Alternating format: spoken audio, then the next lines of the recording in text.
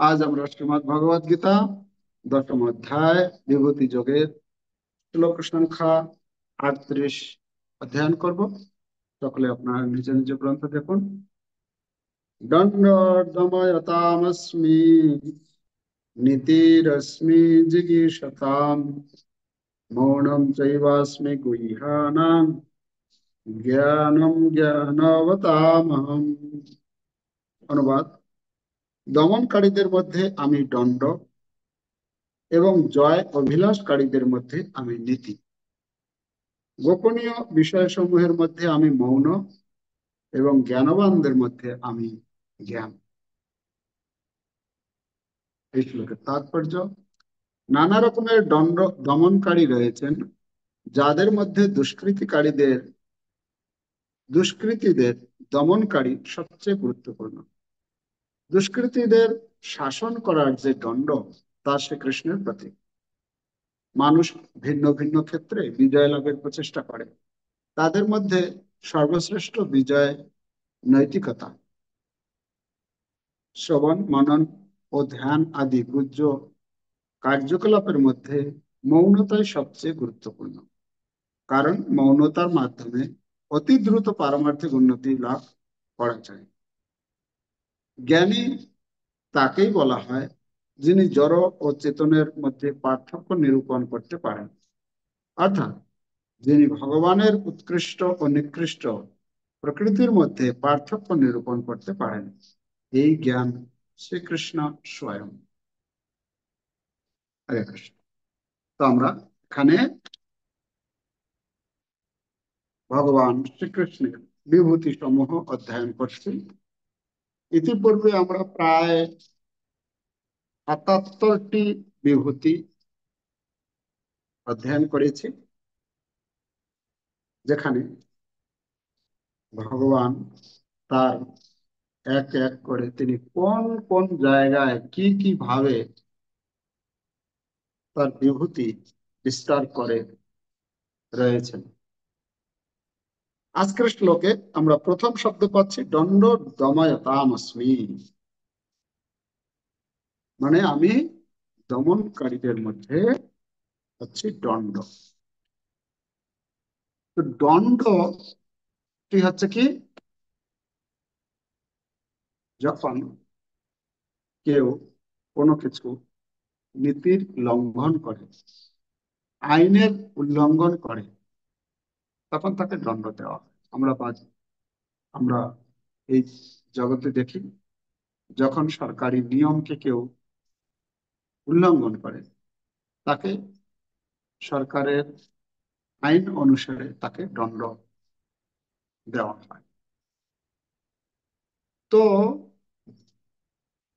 মানুষ, আমরা যে এই প্রকৃতি, এই জড় জগতে রয়েছি, আমাদের জন্য কিছু নিয়ম নীতি ভগবান তৈরি করে দিয়েছেন তার শাস্ত্রের মাধ্যমে, তার তার প্রতিনিধির মাধ্যমে, আচার্য গুরু বৈষ্ণবদের দ্বারা, যা আমরা জানতে পারি।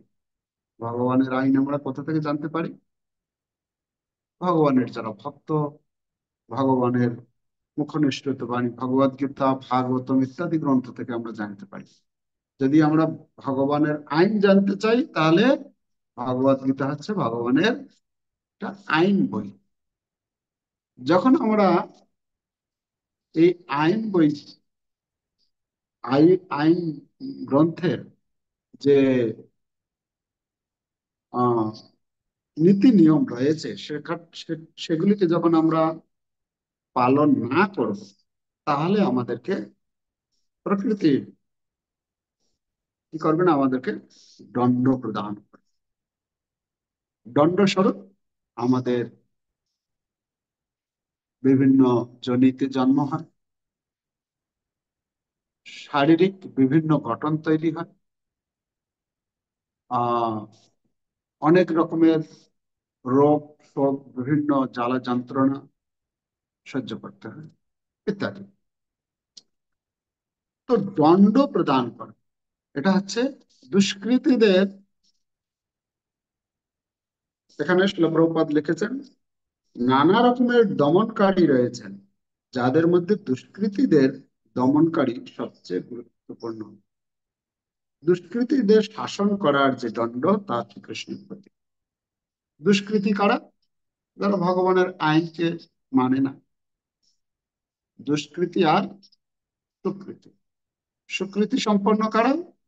যারা ভগবানের দেওয়া আইনকে, নীতি নিয়মকে মেনে তার জীবনযাপন অতিবাহিত করে, জীবনযাপন করে। কিন্তু ভগবান বলছেন এখানে আমি হচ্ছি দণ্ড। আমরা সাধারণত আমরা বলি যে অন্যের পরিবর্তন করতে গেলে কি করতে হয়? নিজের আচরণ ভালো করতে হয়।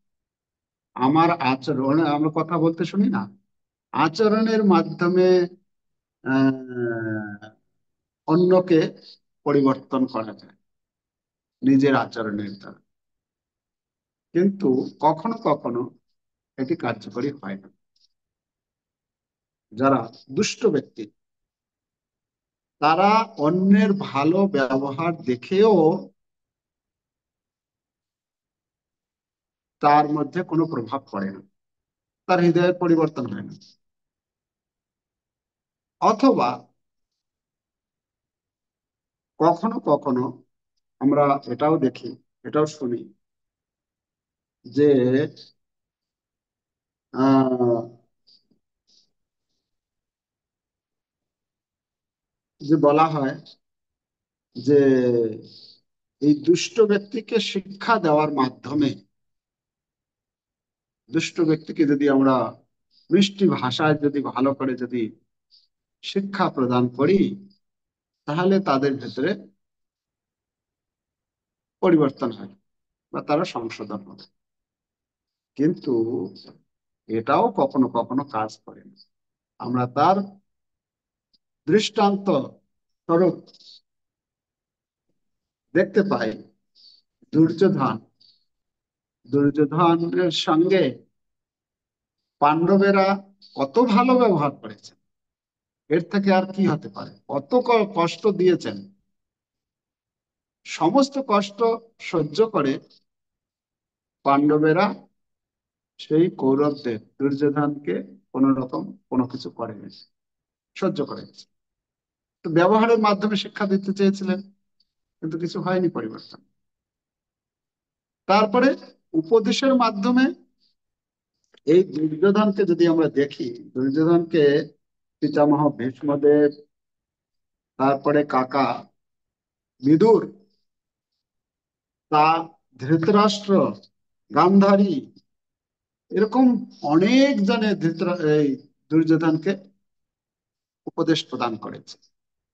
কিন্তু কোথাও কোনো উপদেশ কার্যকরী হয়নি, কোনো শিক্ষা সে গ্রহণ করেনি। ভগবান শ্রীকৃষ্ণ,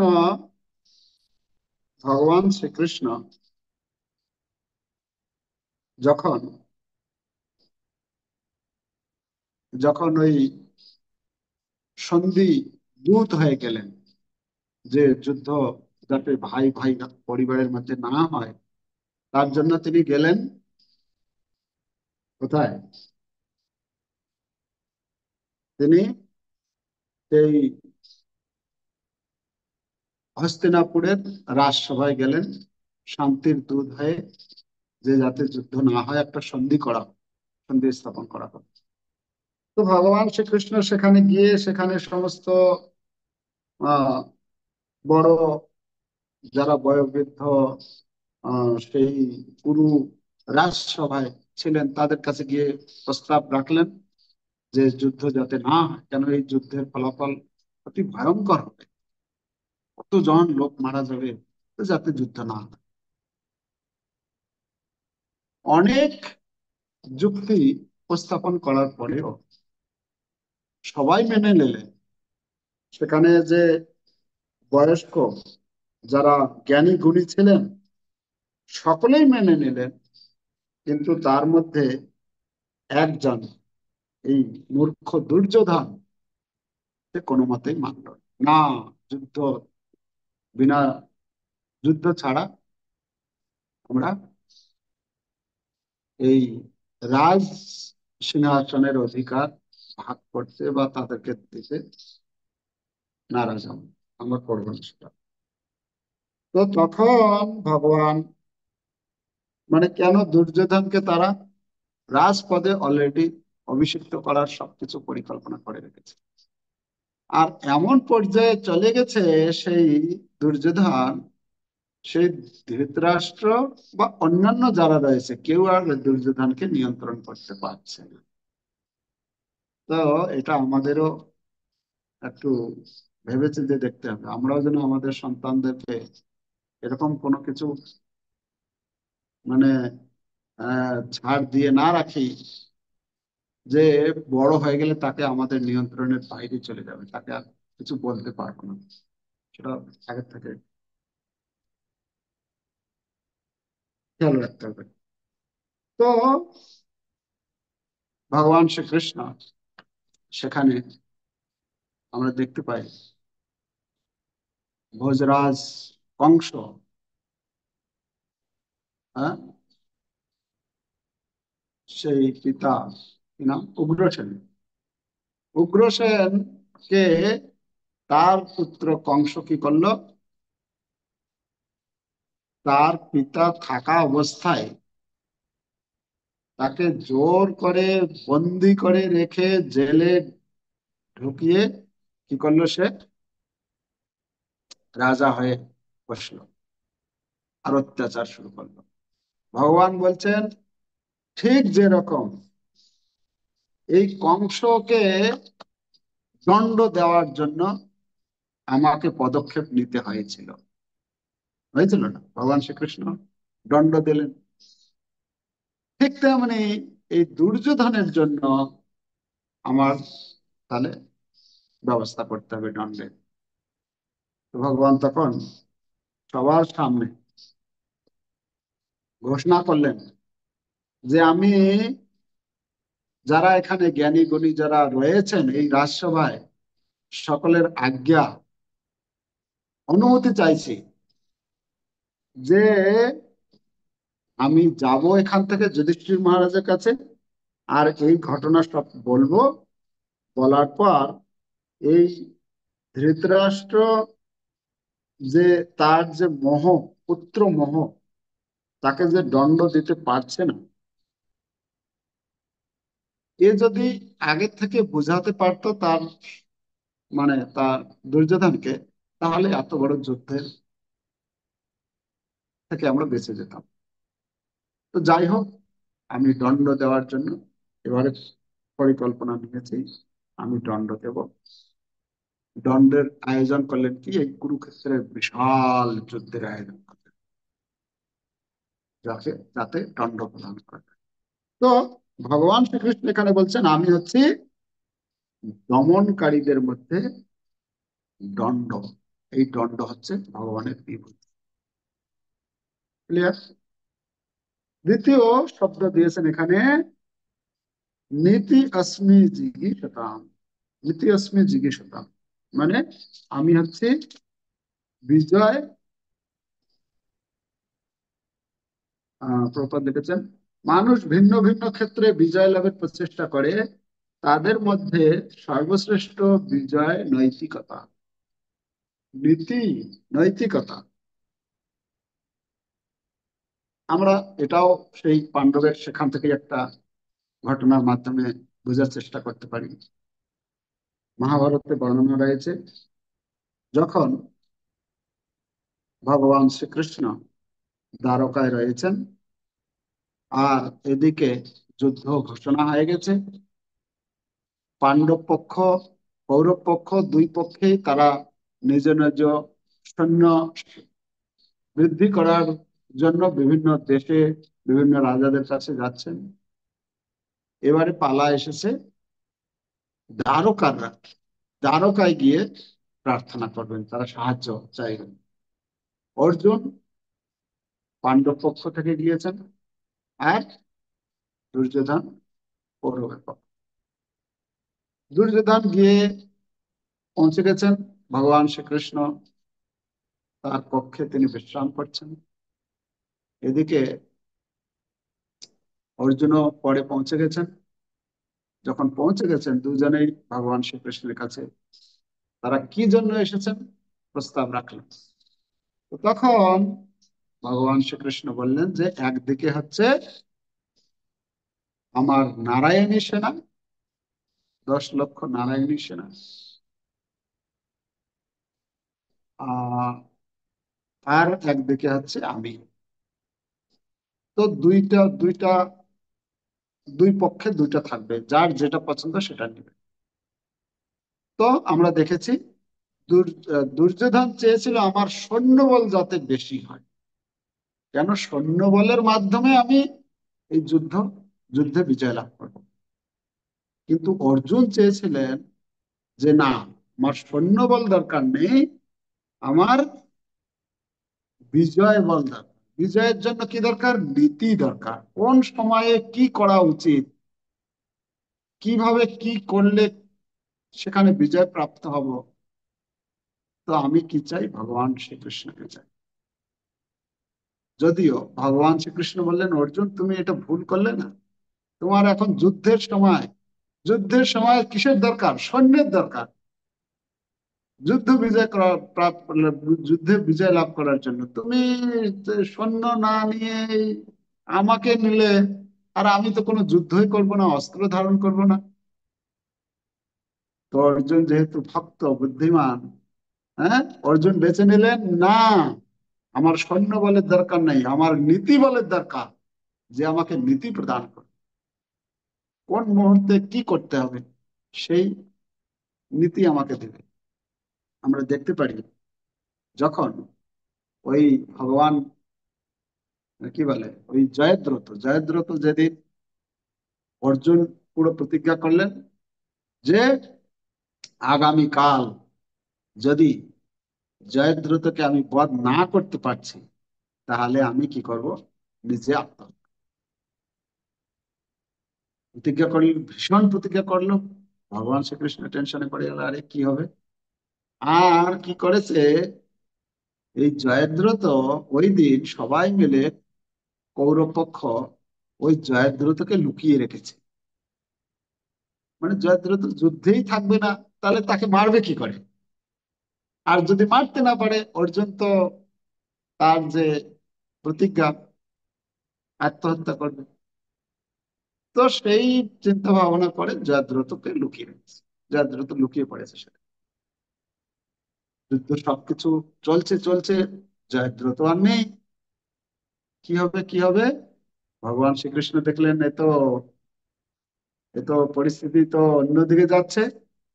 ভগবান শ্রীকৃষ্ণ কি করলেন, এই দুপুর বেলাতেই, মানে যুদ্ধ করতে করতে করতে করতে ধীরে ধীরে, যুদ্ধের নিয়ম ছিল সকাল হবে, যুদ্ধ শুরু হবে, সূর্যাস্ত হতে হবে যখন, তখন যুদ্ধ সমাপ্ত। ঘটনা মানে শঙ্খধ্বনি করা হবে, সমাপ্ত যুদ্ধ।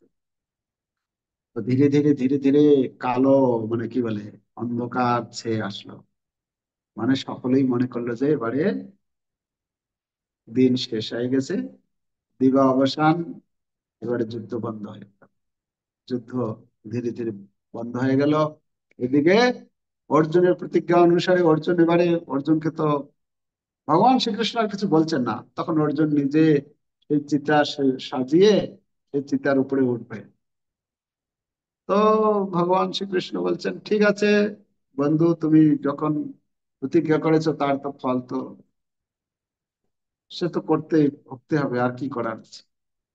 তো চিতা সাজিয়েছে। তো ভগবান শ্রীকৃষ্ণ বলছেন অর্জুন, তুমি তো চিতাতে আত্মহত্যা করতে যাচ্ছ, তো তীর ধনুকটা আর রেখে যাবে কেন? তীর ধনুকটাও সাথে নিয়ে যাও, যেহেতু তোমার সম্পত্তি, আর ওটা রেখে কি লাভ, তো তুমি সেটা নিয়ে যাও।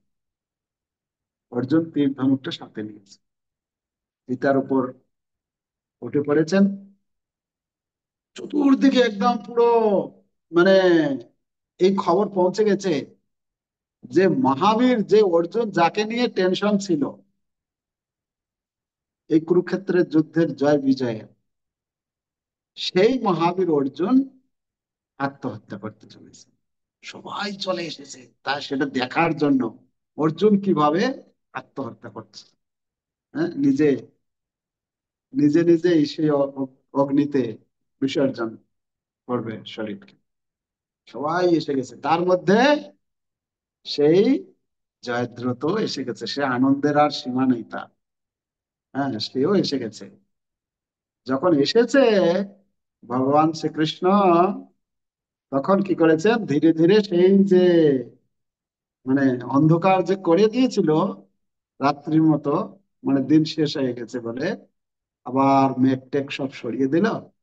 দেখছি সবাই একদম পুরো সূর্য একদম তেজ, তার রৌদ্র দিচ্ছে। জয়দ্র জয়দ্র তো আছে এখানে।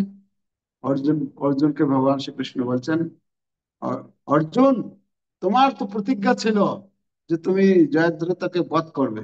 তো তোমার কাছে ধনুক তো আছে, আর তীরও আছে, সবকিছু আছে।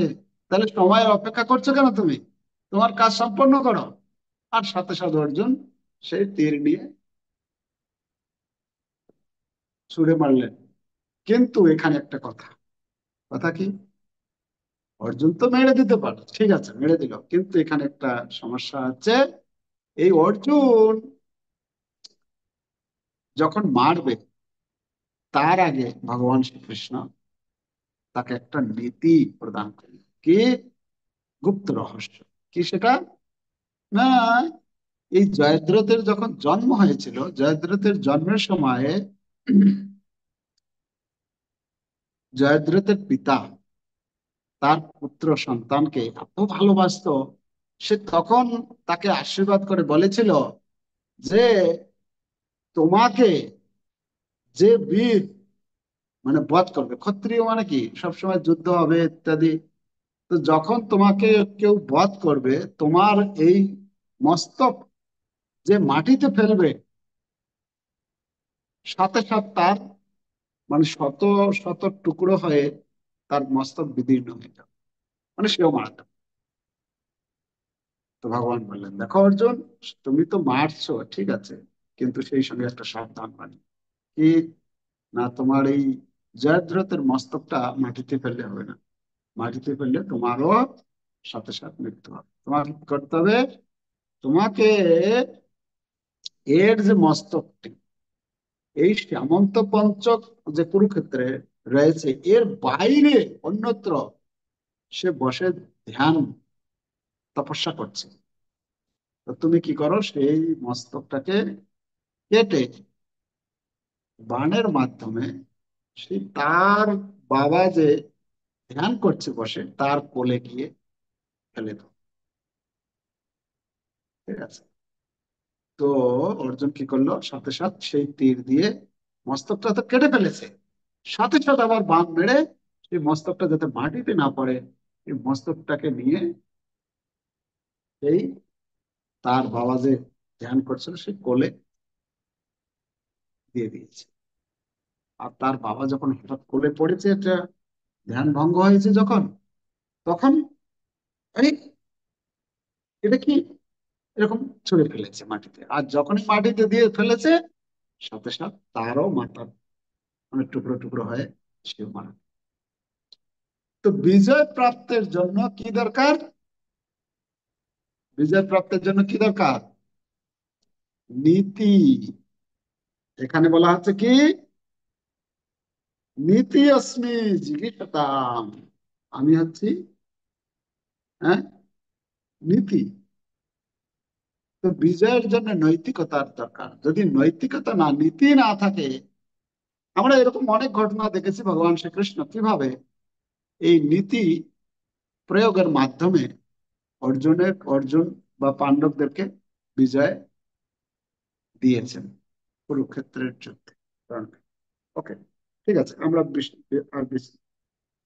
পরবর্তী শব্দ হচ্ছে মৌনম। মৌনম চ এব অস্মি গুহ্যানাম। মানে আমি হচ্ছি, প্রভুপাদ লিখেছেন, শ্রবণ মনন ও ধ্যান আদি গুহ্য কার্যকলাপের মধ্যে মৌনতাই সবচেয়ে গুরুত্বপূর্ণ। মৌনতা এটা আমরা করতে পারবো, করতে পারবো তো, এটা আমাদের ব্যবহারিক। কারণ মৌনতার মাধ্যমে অতি দ্রুত পারমার্থিক উন্নতি লাভ করা যায়। মৌনতার মাধ্যমে, তাহলে আজকে থেকে বন্ধ করে দেবো মুখ, কথা বলবো না, তাহলে আমরা পারমার্থিক জীবনে উন্নতি লাভ করতে পারবো, তাই তো নাকি? সবাই একমত? কথা বলা বন্ধ করে দিই, পারমার্থিক জীবনে উন্নতি হয়ে যাবে আমাদের। তো মৌন সম্বন্ধে বলা হচ্ছে যে মৌনতাটা কাকে বলে? মৌনতা কাকে বলে? হুম? প্রভুপাদ ওই কি বলে, গীতার 2য় অধ্যায়ের 54 নম্বর শ্লোকের তাৎপর্যে লিখেছেন যে সবচেয়ে গুরুত্বপূর্ণ বিষয় হচ্ছে যে কৃষ্ণ ভাবনা ভাবিত ব্যক্তি কি রকম কথা বলে। কেননা মানে একজন ব্যক্তি কি রকম কথা বলে, কথা বলার মাধ্যমে তার পরিচয় পাওয়া যায়। প্রপাত বলছেন যতক্ষণ পর্যন্ত একজন মূর্খ সে মুখ না খুলছে ততক্ষণ পর্যন্ত তার পরিচয় পাওয়া যায় না। মূর্খ যতক্ষণ কথা না বলে, কথা বললে তখন বোঝা যায় যে এই ব্যক্তিটা কিরকম। আজকাল যদিও কিছু কিছু লোক এই মৌনতা অবলম্বন করার মাধ্যমে নিজের খ্যাতিকে বৃদ্ধি করার জন্য সাধু সেজে যাচ্ছে। তো মৌনতা, মৌনতা মানে এই নয় যে মুখটাকে পুরো বন্ধ করে কিছু বলবো না, আর যদি কেউ কিছু জিজ্ঞেস করে কাগজে লিখে দেব, না, বা ইশারা করবো না, এটা মৌনতার লক্ষণ। মৌনতা, প্রকৃত মৌনতাটা কি? প্রকৃত মৌনতা হচ্ছে অবশ্যই কৃষ্ণ ভক্ত কম কথা বলবে। কম কথা মানে যেখানে যতটুকু প্রয়োজন ততটুকু বলবে, এবং যে কথাটা বলবে সেটা অন্যের হিতের জন্য বলবে, অপরকে দুঃখ দেওয়ার জন্য না। আমরা আহ কি বলে, উপদেশামৃতে, উপদেশামৃতের প্রথম শ্লোক কি আছে? বাচ বেগম মানস ক্রোধ বেগম। তো প্রথম শব্দ হচ্ছে বাচ বেগম। বাচ বেগম মানে বাক্যের বেগ। বাক্যটাকে একটা বেগ বলা হচ্ছে। বেগ মানে না বলে থাকতে পারবে না। আপনাদের আপনাদের অনুভব আছে কি না জানি না, এরকম এরকম কখনো পরিস্থিতি দেখা যায় কোনো ব্যক্তি কথা না বলে থাকতে পারে না। আমাদের এটা তো আমরা তো বাড়িতে অনেক সময় বলি, এই তোমাকে না বলেছি তুমি কথা না বলে থাকতে পারো না। কেন তুমি এটা বলতে? এরকম আমরা শুনি না অনেক সময়? তার মানে এটা বেগ, মানে বেগ মানে কথা বলার মানে ভেতর থেকে সেটা চলে আসে, সেটাকে জোর করে আটকানো যায় না, এটা বেগ কাজ করে। তো ভগবান বলছেন কি, বাচ বেগম। বাচ বেগম মানে বাক্যের বেগকে দমন করা, মানে কথা, অপ্রয়োজনীয় কথা না বলা। সামনে একটা কিছু, এটা কেউ কিছু করছে, হঠাৎ গিয়ে মাঝখানে নাক গলানো, বলা শুরু করে দেওয়া, আরে আরে আসলে এটা না, আসলে এটা এটা এটা ইত্যাদি। এই যে প্রবণতা, কৃষ্ণ ভক্তরা এটা থেকে দূরে থাকে, শান্ত, শান্ত থাকবে। কখন কথা বলবে? কথা বলবে কখন? প্রপাত সাবধান করে দিয়েছেন, ব্যাং ট্র ট্র ট্র ট্র সে আওয়াজ করতে থাকে। তো এর মাধ্যমে কি হয়? তার কি হয়? সাপ জানতে পারে, সাপ ঘুরে বেড়ায়, ও জানে না ব্যাংকটা কোথায় আছে। এ যে অতক্ষণ পর্যন্ত ট্রা ট্রা আওয়াজ না করছে ততক্ষণ পর্যন্ত জানতে পারছে না কোন জায়গায় আছে। যখন ও আওয়াজ করলো তখন সে জানতে পারলো যে অমুক জায়গায় বসে আছে। তখন সাপ গিয়ে তাকে ধরে ফেলল। তার মৃত্যু, মানে তার মৃত্যুকে ডেকে আছে। তেমনি বলা হচ্ছে আমরা কথা বলছি, কথা যেরকম ভগবানকে খুশি করে, কথাই আবার আমাদের মৃত্যুকে ডেকে নিয়ে আসে। বলছেন কি, আর উপদেশ অমৃত উপদেশ দিচ্ছেন, অত্যাহার প্রয়াসস্য প্রজল্প, প্রজল্প। প্রথম শ্লোকে তো বাচ বেগম বললেন, দ্বিতীয় শ্লোকে বলছেন প্রজল্প। প্রজল্প হচ্ছে কি, সরবীর ভক্তি বিনশ্যতি। প্রজল্প আমাদের ভক্তিকে বিনাশ করে। এখানে বলা হচ্ছে মৌনম আমাদের ভগবত ভক্তিতে উন্নতি ঘটায়, আর প্রজল্প ভগবত ভক্তির বিনাশ করে। প্রজল্প কাকে বলে? প্রজল্প, জল্প আমরা পড়েছিলাম, জল্প, বিতণ্ডা, আর বাত, হ্যাঁ?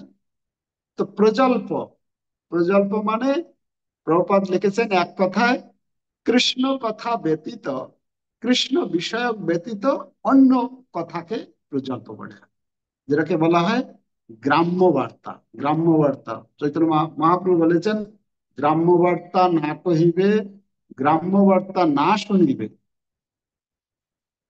হ্যাঁ, গ্রাম্য বার্তা বলবে না আর গ্রাম্য বার্তা শুনবে না, মানে প্রজল্প করবে না আর প্রজল্প শুনবে না। প্রজল্পের মধ্যে যেটা কৃষ্ণ ভক্তিতে আমার উন্নতি করবে না, এরকম যা কিছু প্রসঙ্গ সেটা হচ্ছে প্রজল্প।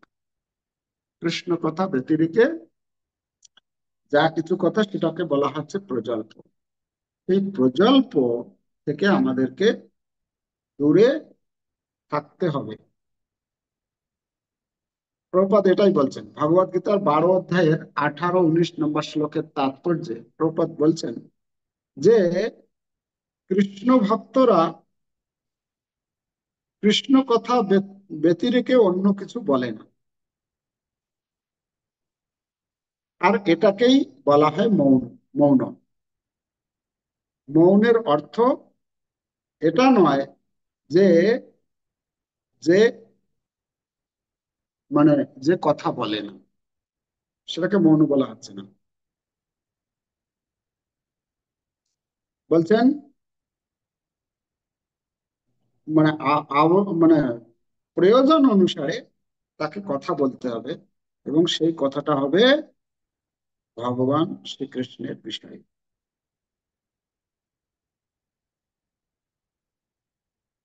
ঠিক আছে, তাহলে এখানে আমরা পাচ্ছি মৌন। তো এই জন্য ভগবান শ্রীকৃষ্ণ বলছেন এই মৌনটা যেহেতু আমাদের কৃষ্ণ ভক্তিতেও সাহায্য করে, আর মৌনের মানে বিপরীত যেটা প্রজল্প, সেটা আমাদের কৃষ্ণ ভক্তি নষ্ট করে দেয়। তাই ভগবান বলছেন আমি হচ্ছি মৌন। বোঝা গেল মৌনের অর্থ। তৃতীয়, এর পরবর্তী শব্দ দিয়েছেন জ্ঞানবা, জ্ঞানম জ্ঞানবতামহম। জ্ঞানম জ্ঞানবতামহম মানে আমি জ্ঞানীদের মধ্যে জ্ঞান। জ্ঞান সম্বন্ধে কি বলেছেন প্রভুপাদ?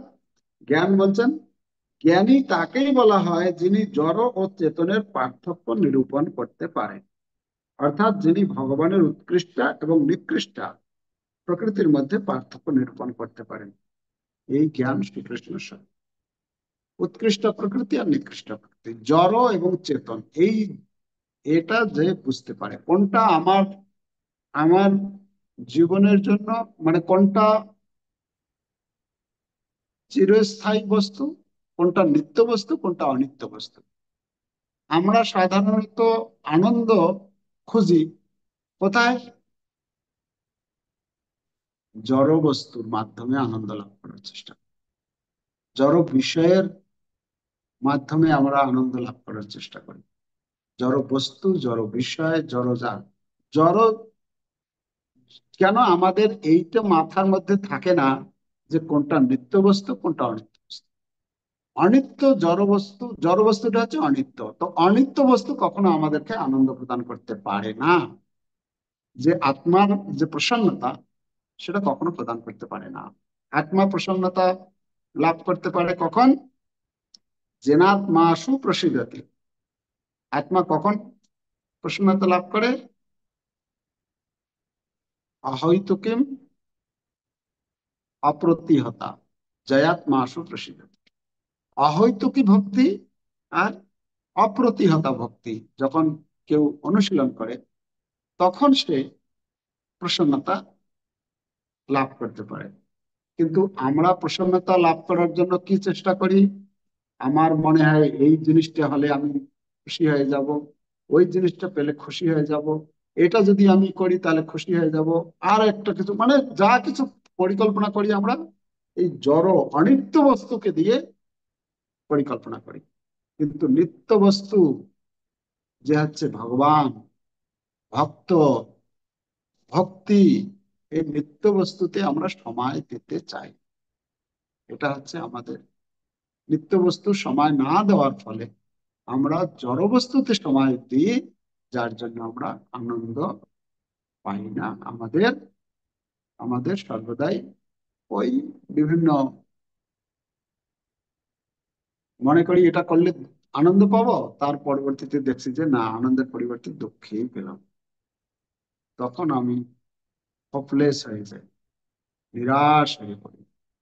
ঠিক আছে, তো এখানে সেটাকেই বলা হচ্ছে জ্ঞান। জ্ঞান কি? জ্ঞান হচ্ছে নিত্য বস্তু হচ্ছে আত্মা, আর জড় বস্তু হচ্ছে এই শরীর, অনিত্য। অনিত্যমা সুখম লোকম ইমম প্রাপ্য ভজস্যমা। ভগবান ভগবদ গীতা বলছেন এই সম্পূর্ণ জগৎটা হচ্ছে অনিত্য জগৎ। এই অনিত্য জগতের মধ্যে থেকে, যেহেতু এই সম্পূর্ণ জগৎটাই হচ্ছে, এই জগতের বস্তু যা কিছু সবকিছুই হচ্ছে অনিত্য, অনিত্য, তাই অনিত্য বস্তুর প্রতি আসক্তি পরিত্যাগ করে অনাসক্ত হয়ে সেই সমস্ত বস্তুগুলোকে ব্যবহার করে নিত্য বস্তু কৃষ্ণ ভক্তির করুণ সন্ধান। যে নিত্য বস্তু যেটা হচ্ছে কৃষ্ণ ভক্তি, কৃষ্ণ ভক্ত, কৃষ্ণ ভক্তি, কৃষ্ণ, কৃষ্ণ ভগবান, এগুলো হচ্ছে নিত্য বস্তু। এতে যখন আমরা যত সময় দেব, তত আমরা আনন্দ পেতে পারবো। অনিত্য বস্তুর মধ্যে অনিত্য বিষয়ের প্রতি যতটাই আমরা আসক্ত হয়ে থাকবো, ততটাই আমরা আনন্দ থেকে দূরে থাকবো। ঠিক আছে, তো যাই হোক, এখানে সেই কথা বলছেন যে অনিত্য বস্তু আর নিত্য বস্তু, উৎকৃষ্ট প্রকৃতি আর নিকৃষ্ট প্রকৃতি। উৎকৃষ্ট প্রকৃতি কি? উৎকৃষ্ট প্রকৃতি হচ্ছে, উৎকৃষ্ট প্রকৃতি হচ্ছে চিন্ময় আত্মা। আর নিকৃষ্ট প্রকৃতি হচ্ছে ভূমির আপনলো বায়ু খং মনোবুদ্ধির অহংকার ইতিয়ান্মে ভিন্না প্রকৃতির অষ্টধা। এই 8 প্রকার, সেটা হচ্ছে নিকৃষ্ট প্রকৃতি। ভগবদ গীতা 7 অধ্যায় 4 নম্বর শ্লোক আর 5 নম্বর শ্লোকে বলছেন অপরয়্যম তস্তু অন্যম প্রকৃতিম বিদ্ধি মে পরাম জীবভূতাং মহাবাহু জয়দম ধার্যতে জয়। এটা হচ্ছে উৎকৃষ্ট আত্মা। তো এই শ্লোকের এই পর্যন্ত আলোচনা। আমাদের এইসব তত্ত্বগুলো জেনে আমাদের সেইভাবে যদি আমরা জীবনযাপন করি, এসব যদি অধ্যয়ন করে, আমাদের বারবার অধ্যয়ন করতে হবে, তাহলে আমাদের ভিতরে আমরা বুঝতে পারবো।